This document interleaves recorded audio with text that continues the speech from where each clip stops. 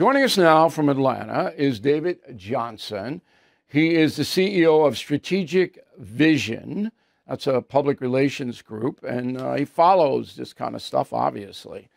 So a few years ago, it came out, an Axios report, that the ABC executives in Burbank would not greenlight any project, entertainment project, unless there was a 50% part of the project that was devoted to minority personnel. Do you remember that?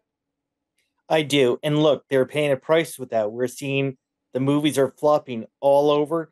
People aren't going there. Look at Snow White that was just released.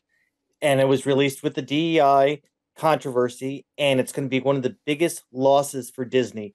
I saw just a few moments ago that it's reported it's going to lose at least $1.5 million or more. It's a flop for it.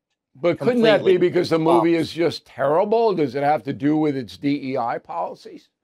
A lot of it is that's what people think, and they refocused, Disney did, Snow White into a DEI story. We saw with some of the Star Wars shows as well on Disney Plus.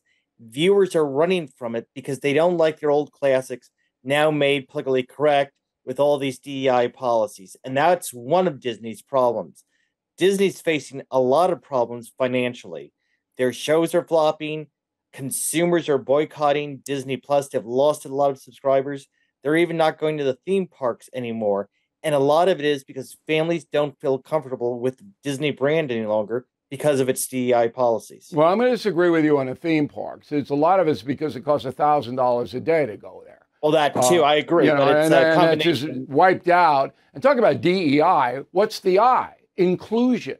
Well, you're not including working class and poor families when you're charging $1,000 a day.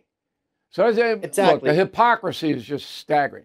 Now, we had Bernie Goldberg on a program yesterday, and Goldberg asserts, and he put this on his website, bernardgoldberg.com, that a government, powerful Washington, D.C., doesn't really have any right to go into a private company and tell them how to run their operation. Do you believe that?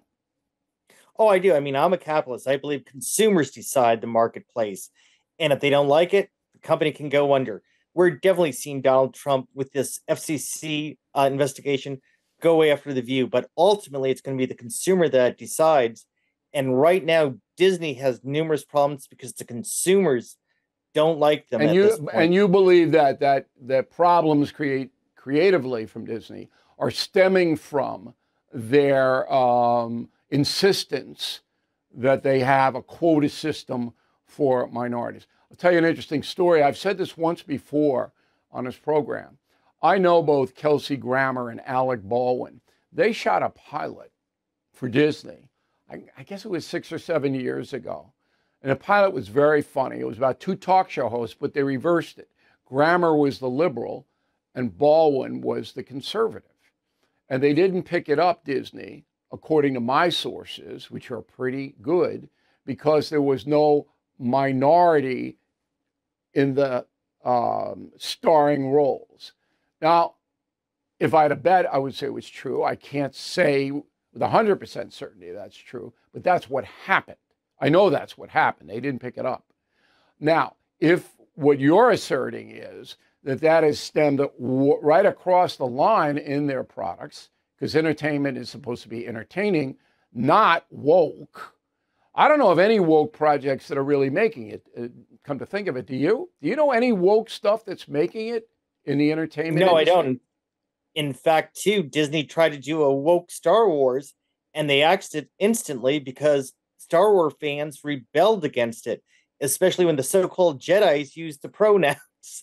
Okay. But no, it's not making it, and Disney's suffering from it. I'm trying to think of one woke project that has been successful. Final question is, I think a lot of this is personal. Donald Trump, he's got a list, payback list. I think that's true. Do you?